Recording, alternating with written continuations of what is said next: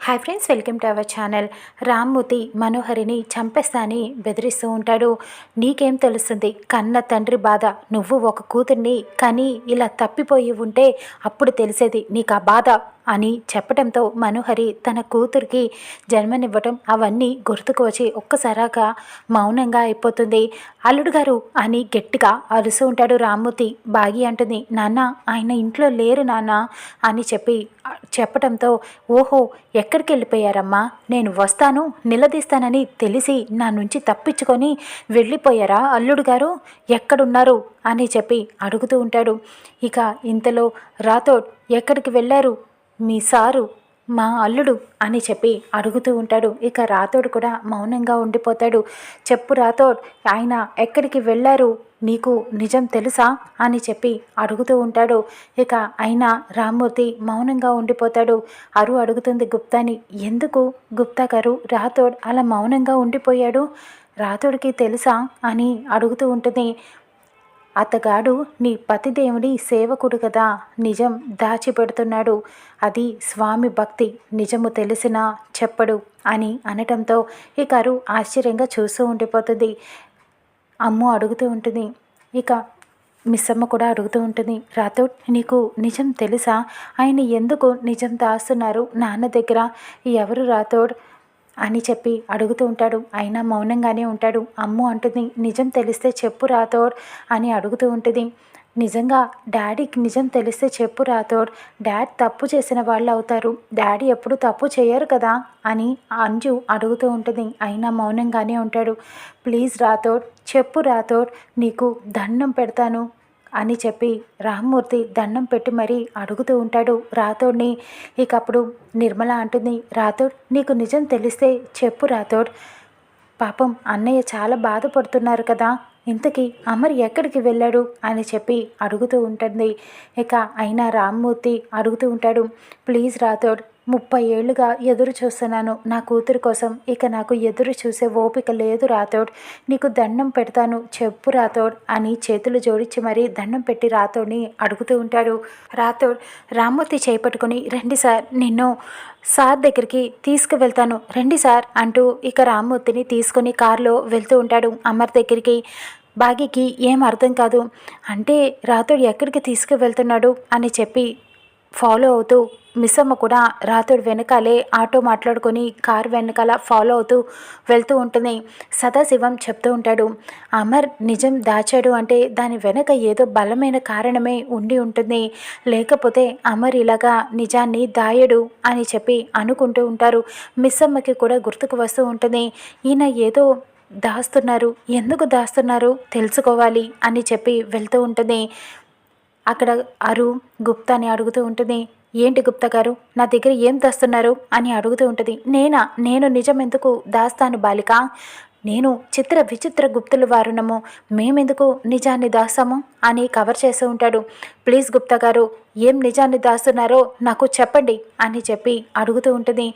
ఎందుకు రామ్మూర్తి గారు వచ్చి ఆయన నిలదీస్తున్నారు, ఆయనకి నిజం తెలుసు అని అంటున్నారు, నిజం చెప్పలేకే వెళ్ళిపోయారు ఇక్కడి నుంచి అని రామ్మూర్తి గారు అంటున్నారు, నాకేం అర్థం కావట్లేదు, ఎందుకు చెప్పట్లేదు ఆయన నిజాన్ని, నా కన్న తండ్రి ఎవరో తెలిసి కూడా ఎందుకు చెప్పట్లేదు అని అడుగుతూ ఉంటుంది.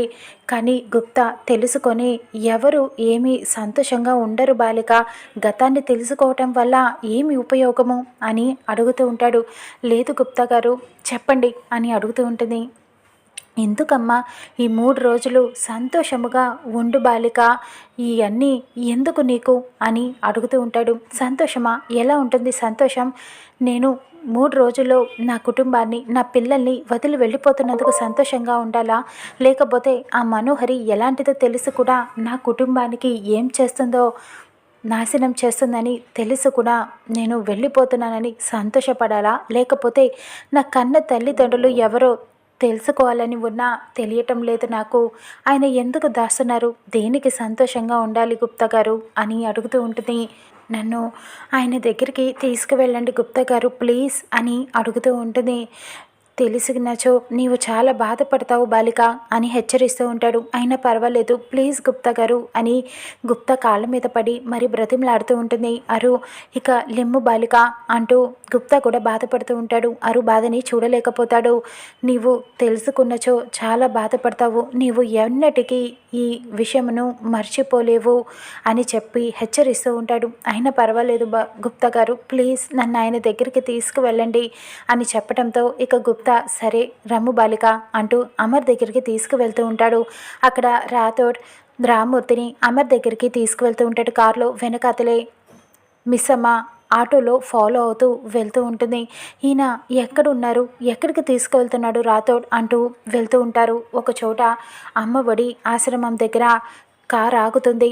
రాథోడ్ కారు దిగమని రామ్మూర్తిని చెబుతూ ఉంటాడు. నేను రాను, నన్ను ఆయన అల్లుడు గారి దగ్గరికి తీసుకువెళ్ళమంటే ఇక్కడికి ఎందుకు తీసుకువచ్చావు అని అరుస్తూ ఉంటాడు.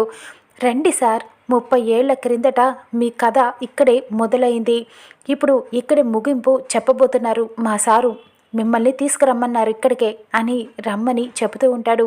ఇక అప్పుడు రామ్మూర్తికి చంటి పిల్ల తన కూతుర్ని వాళ్ళమ్మ ఇక్కడే వదిలేసిందన్న సంగతి గుర్తుకు వస్తుంది. అప్పుడు రామ్మూర్తి బాధగా అమర్ దగ్గరికి వెళ్తూ ఉంటాడు. అమర్ చాలా బాధపడుతూ అక్కడే ఆశ్రమం దగ్గర నుంచొని చూస్తూ ఉంటాడు. ఇక్కడ మిస్సమ్మ కార్ ఫాలో అవుతూ వెళ్తూ ఉండగా ఆటో ఆగిపోతుంది. రిపేర్ రావటంతో మిస్సమ్మ అక్కడి నుంచి పరిగెత్తుకుంటూ వస్తూ ఉంటుంది. వీళ్ళు ఎటు వెళ్ళారు అని చెప్పి వెతుక్కుంటూ వస్తూ ఉంటుంది. ఇక్కడే ఎక్కడ ఉండి ఉంటారని చూస్తూ పరిగెత్తుకుంటూ వస్తుంది. ఇక్కడ అరు గుప్తా కూడా ఇక ప్రత్యక్షమవుతారు. అమర్ ఏం చెప్తాడా అని అరు ఎదురు చూస్తూ ఉంటుంది. బాబుగారు అంటూ పిలుస్తూ ఉంటాడు. నేను విన్నది నిజమేనా బాబుగారు, మీకు నిజం తెలుసా, నా కూతురు ఎవరనేది మీకు తెలుసా అని అడుగుతూ ఉంటాడు.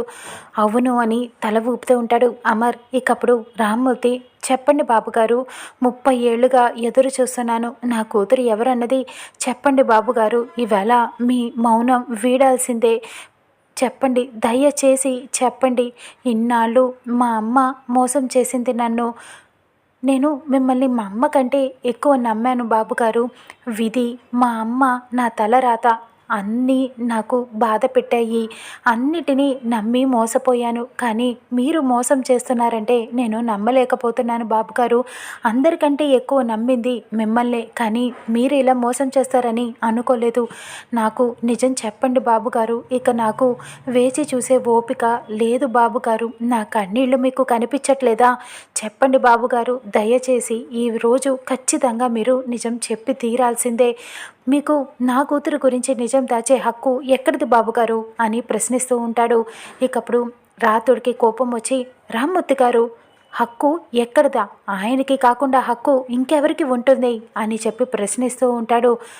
మీరు నిజం తెలిస్తే చాలా బాధపడతారు, తట్టుకోలేరు, అందుకనే మా సార్ నిజాన్ని దాస్తున్నారు, ఆ ఈశ్వరుడు కంఠంలో విషాన్ని దాచుకున్నట్టు మా సారు కూడా నిజాన్ని దాస్తున్నారు, అలానే బాధపడుతున్నారు, ఇది ఒక బాధ్యతగా దాస్తున్నారు అని చెప్పడంతో అమర్ కళ్ళల్లో నుంచి నీళ్లు వస్తూ ఉంటాయి. ఇక రామ్మూర్తి షాక్ అవుతారు.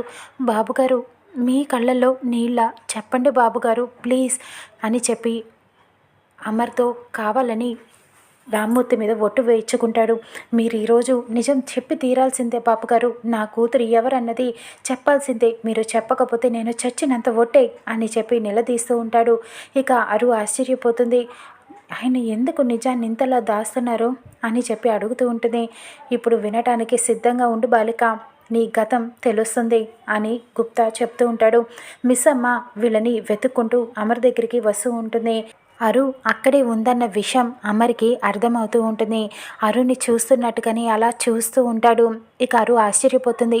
ఆయన నన్నే చూస్తున్నట్టుగా అనిపిస్తోంది ఏంటి నాకు అని చెప్పి అనుకుంటూ ఉంటుంది. ఇక అమర్ అరు ముందే రామ్మూర్తికి తన కూతురు ఎవరో నిజం చెప్పేబోతున్నాడా చూద్దాం రానున్న ఎపిసోడ్లో.